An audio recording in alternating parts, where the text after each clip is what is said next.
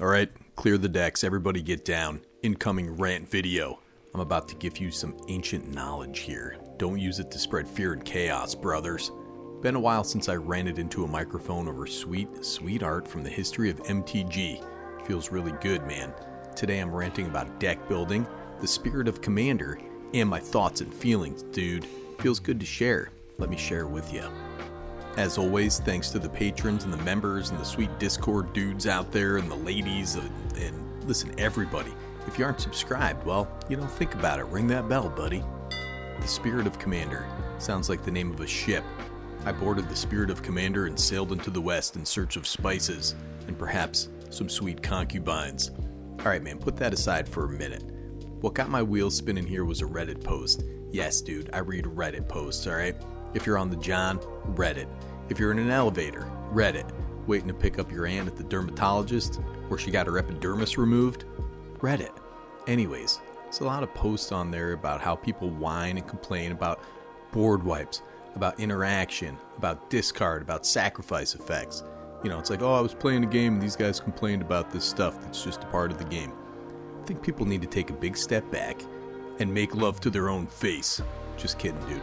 Take a big step back and think about what game they're playing. You're playing Commander. It has its own ban list. It's already got its own rules.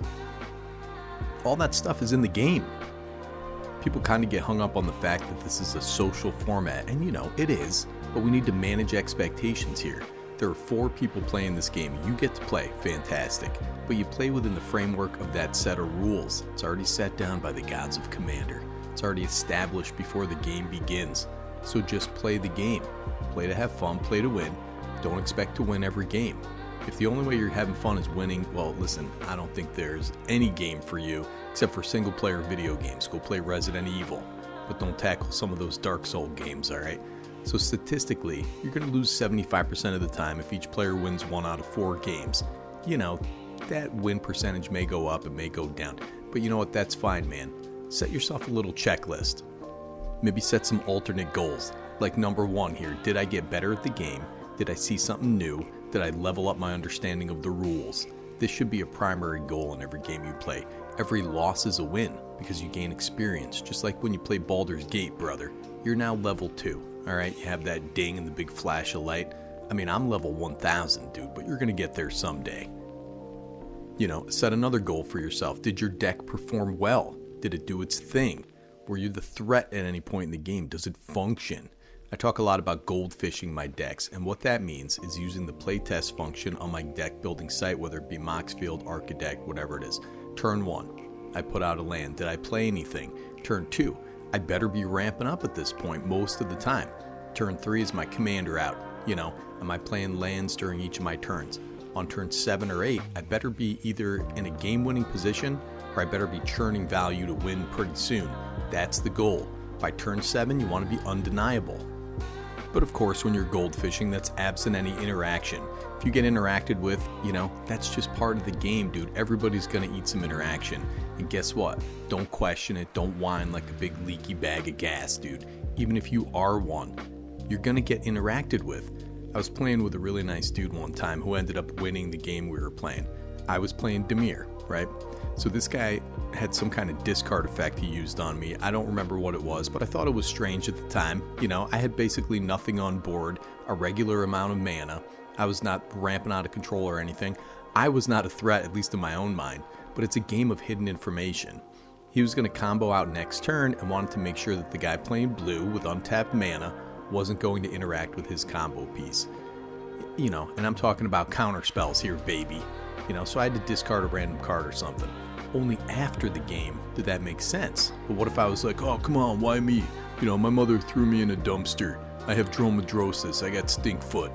Well, too bad, dude. You're playing a game and you're playing to win. And my third goal here is also playing to have fun. Did I have fun? That's goal number 3. Did I make someone laugh? Did I come up with a pithy nickname? Did I make a smooth play? Did I teach a bro about the stack? That's the question. All those goals, level up and learn, perform well with my unique deck that I made, have fun. All those things come before winning. But that's number 4. Eventually somebody's got to win the game. Somebody has to, may as well be me, right? Now, deck building is a skill, and deck building is an exercise in creativity. There are thousands of viable game pieces. So I start building a commander deck, right? Maybe it's combo heavy. Maybe it can regularly win on turn 4.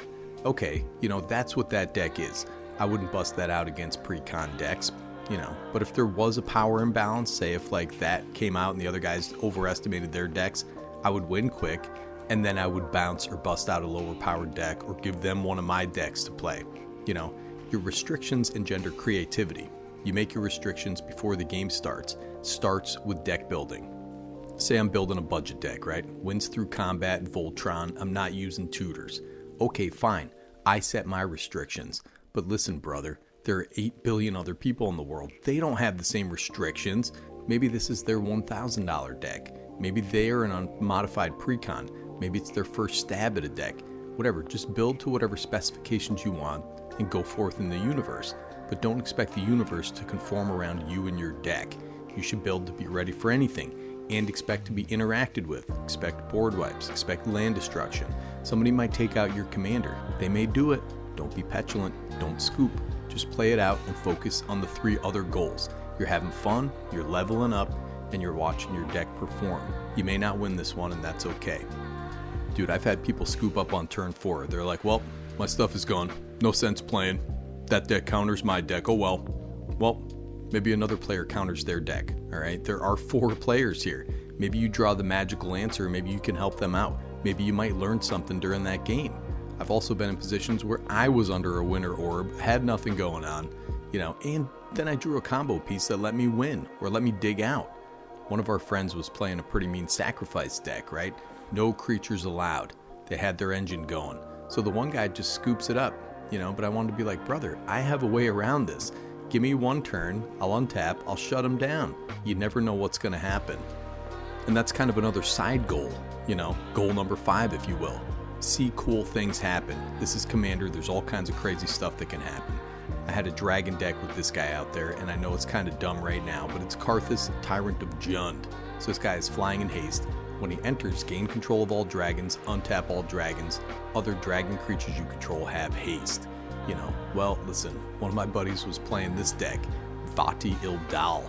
He has tap until end of turn, target creature has base power 1 or base toughness 1. Not too bad. Well, he had a Necro Skitter out there. Whenever a creature an opponent controls with a -1/-1 counter on it dies, you may return that card to the battlefield under your control. He had a way to get a -1/-1 counter on Karthus. Good game, dude. Grabbed all my dragons, swung at me, swung at everybody else. I said, listen, good game. This dude was so jazzed. He saw a very unique situation. He said, bro, I was shaking when I did that. He had to take out the 2 other players first, so if I just scooped up, that wouldn't have happened, But it was such a neat little interaction. If I petulantly just said, oh, well, then I scoop, and I'm not going to let you win. It's kind of a dick move, brother. We just congratulated him. Everybody at the table was like, wow, that was really cool. Then I went home and cried in the corner, but not right then. Take a look at this card, Mnemonic Betrayal. 1 blue and a black for a sorcery. Exile all opponents' graveyards. You may cast spells from among those cards this turn, and mana of any type can be spent to cast them. At the beginning of the next end step, if any of those cards remain exiled, return them to their owner's graveyards. Exile Mnemonic Betrayal. This also goes nuts with Sir Conrad, just by the way, out there. So I had a buddy with a Revel in Riches out there on the battlefield. At the beginning of your upkeep, if you control 10 or more treasures, you win the game. He was poised to win the game on his upkeep. So my turn comes around. I used Mnemonic Betrayal to exile his own Feed the Swarm. He didn't win right then. I got rid of that enchantment, and it felt pretty good. All that mill had paid off to make a sweet play. Can't get that goldfish and playing with my twig and berries in my bush in my backyard, dude. I leveled up during that game. All this is not to say that I haven't gotten salty before. I have, dude. Discard makes me nuts, man. If we have 4 dudes in top deck mode, it's just infuriating, slow, and it's boring. Also, chaos decks that have no way to win kind of drive me nuts too, man. It's like, oh, I cast Scramble Verse. So Scramble Verse is 6 red sorcery. For each non-land permanent, choose a player at random. Then each player gains control of each permanent for which they were chosen. Untap those permanents. Okay, so what now? Do you win with this somehow? What are we doing? Where are we going with this? Some decks just kind of drive me crazy. But listen, play it out, don't throw a fit, interact, hopefully have fun, take that person out first if you can. I do play in a pod where occasionally a bunch of pods get together through mutual friends, right? And there are like 20 people in a house. There's no rule zero, we just play the games. Some decks are a little slower, maybe not as powered up, but we make it through. We win some, we lose some. Just, we make fun of each other. We make quips and jabs and non sequiturs, and we have fun. All right, we're going all the way back to 2013 when I first started playing Commander. There was a blog called Commander Theory. This guy, I don't even know his name, but he's a great writer. He still has this site, and there are still articles on there that I read 10 years ago. This fella basically taught me how to build a Commander deck, how to go for synergy, how to search effects on Scryfall, how to build a mana base, my Rant package, and what cards were really good at the time. In any case, he has some articles on there that I think you'll find interesting. I'm going to link it in the description below. But there was this concept of the 75% deck. Pretty sure he wrote about it, although I may have heard of it from the rules committee as well. It's a casual mindset, shy of competitive EDH. You decide what kind of game you want to play before it even starts as you conceptualize your deck. I think Commander Theory turned me onto that. In any case, I'm just going to plug the guy, who cares? So a 75% deck is shy of CEDH. It's not going as hard as you possibly can in the deck building process.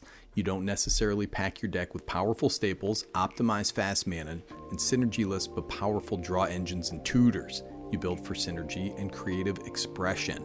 But it's powerful enough to sit at a higher power table, and not so powerful that it pub stomps lower power decks on turns 4 or 5. It's like a turn 7-8 deck, 8 to 10, 7 to 10, something like that. The concept itself is pretty hard to nail, maybe looks different for everyone, but it's an ideal to aim for when building a deck. If you're on a budget, pick a powerful commander. If your commander's too powerful, cut it with tap lands and incidental combos you can tutor for. Or don't include any tutors at all, put in the incidental combos. I try to hit that 75%, although the nature of the game means it's kind of a shifting amorphous goalpost, but it's something to aim for. It's like if you're a baker who's using an unorthodox ingredient in a fit of passion, makes a whole new flavor. It's like when a musician hits a solo and does something he never did before and he's never going to be able to do again. You know the 75% deck when you make it, but you can't really define it. It's something that you aim for. But if you sit at a pod with a random, we all agree that no one can interact with a commander and you can't cast more than one board wipe and no combos and blah blah blah. Those people aren't playing commander. Alright, they're playing puff puff, silly willy, stinky knickers and smelling their own effluvium in the corner over there. That's not better commander, dude. That's worse commander. Because commander already has a bunch of rules that you have to abide by.